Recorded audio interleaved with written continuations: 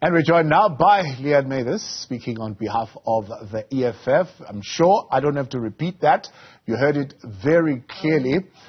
Are your delusions of grandeur on peak at this particular point and coming up with unsubstantiated, inflammatory and baseless accusations? But Thabo, we don't have a track record of violence within our political party and outside our political party.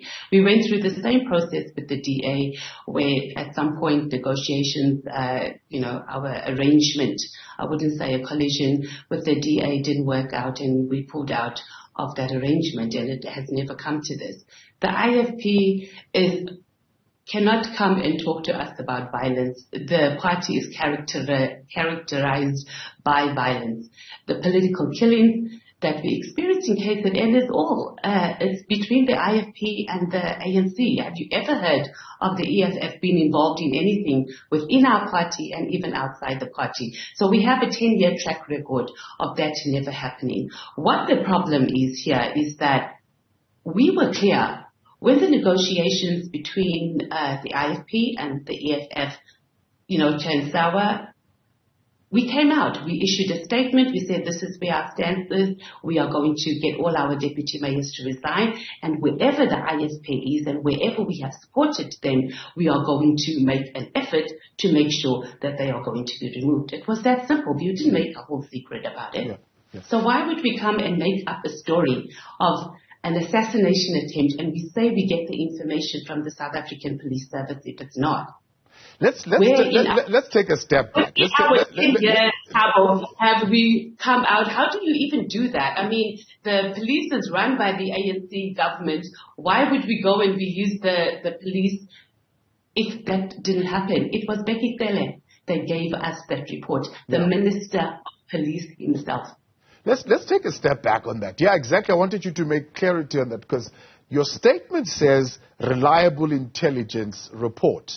Hudson now earlier on in the morning saying we were briefed by both provincial and national police. You this afternoon and even now, having heard the SAPS saying we know nothing about this briefing, you're saying you were briefed directly by the minister. Who exactly briefed you? So the Minister Bheki Cele, is he not over the provinces and both the regions? He's the one that gave us the report. So the statement from the South African Police Services doesn't say that Bheki Cele denies giving us that report.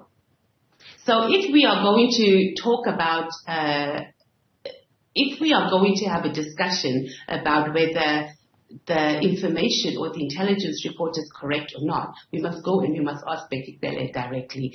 Did you brief the Economic Freedom Fighters national leadership that there was an assassination plot against our Secretary General? we have no reason to do that. Yeah. We have no reason to overstate our importance in the country. We do know our role in South Africa. We've been on the political landscape for just 10 years. The IFP has not won a municipality. The municipalities they have been governing are the ones that we have assisted them in doing so. Yeah. And it's fine. The negotiations went bad. We go our separate ways. Next minute we are getting threats. Yeah. And this was the I'm going to come to what went wrong with the negotiations, but I want us to address this issue. You and I know very well that risk assessments conducted by state security are classified information. So it's highly unlikely that Bheki Cele will come and admit that, because in a sense that would be information that could even jeopardize their own investigations that they are conducting. I'm sure the EFF is aware of that. Well, if Bheki Cele doesn't want to do that, we're telling you that's who we got the briefing from, Bheki Cele. So for SAPS to even come out and say that they don't have any intelligence report without talking to the minister directly, that's on them, and we can't be held accountable for that. And the fact that the police did not inform the IFP, that's not our problem. Where do we feature in that? We got the briefing, we issued the statement. So the IFP tonight saying retract or provide proof of that particular report. They must go to the South African Police Service and go to Bheki Cele, and they're not going to threaten us. You are the one. You are the ones at this particular point who are talking about. We stand by what we say. We got a brief from the Minister of Police, right? And we are telling the whole of South Africa that is who gave us the report. So they can go and confirm with Bheki Cele. If he doesn't want to give the information to them, there's nothing we can do about it. But we're not going to be threatened by the IFP. All right, let's then talk about what the fallout is about here. So my understanding is that on the 20th of January, you, after having worked very well with the IFP, as I think since 2021, you decided the EFF now wants to govern somewhere to show the people of South Africa that you are capable of governing. So you say to the IFP, give us Mhlathuzi or any other municipality to govern at this particular point, and we'll be okay with that. They come back to you and they say, no, not Mhlathuzi, but we can support you to take eThekwini. You guys go to them and you say, but eThekwini would mean we need to go and work with the Democratic Alliance. According to the leader of the IFP, Velenkosi Hlabisa, the EFF said to the IFP, if you go and speak to the DA, it's fine, go and speak to them. They went, got agreement from the DA. On the 23rd, I think, they came back to you and said, we've got agreement from the DA. You all of a sudden changed and you said, no, it's Mhlathuzi or nothing. Is that the deal?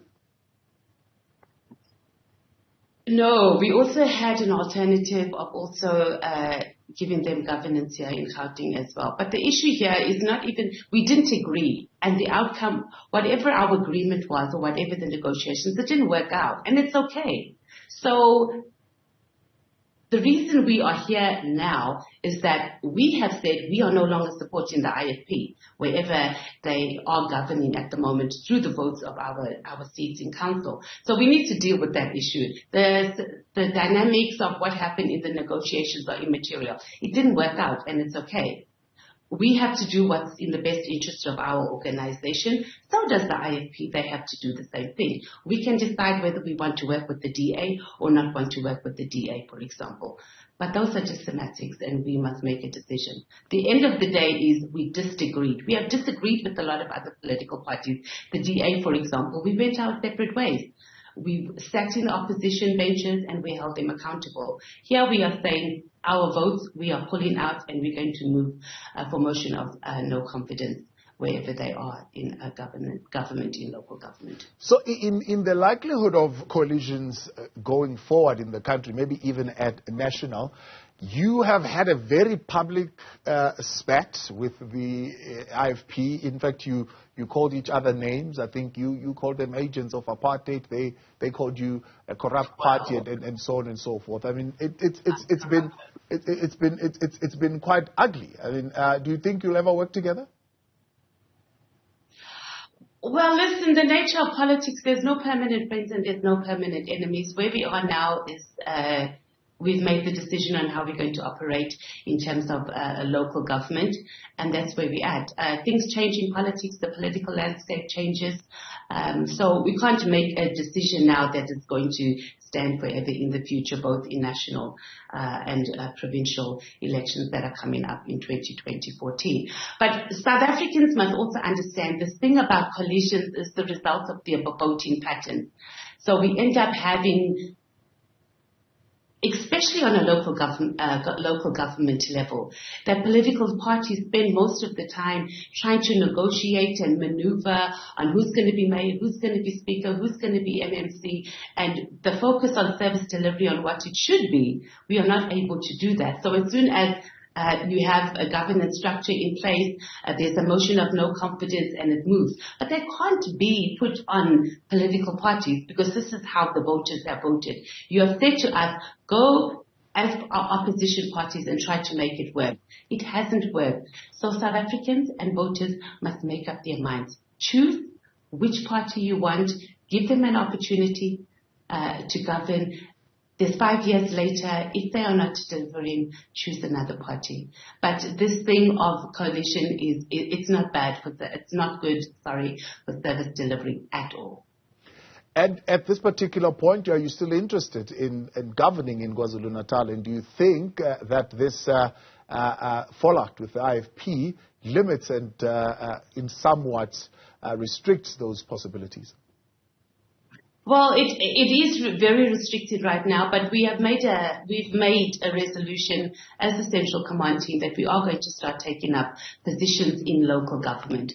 So we'll deal with each matter on a one-on-one basis, or as the situation arises, or if the political landscape shifts, then we'll make decisions on that. But to just announce flat out that there's no way we are not going to take any governance positions in KZN, I think it's a bit premature to do that. Yeah.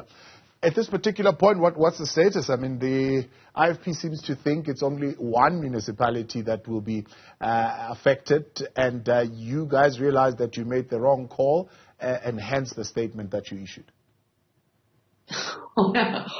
We've come back. We're going back to the same thing, Thabo. We've been in this situation before, right?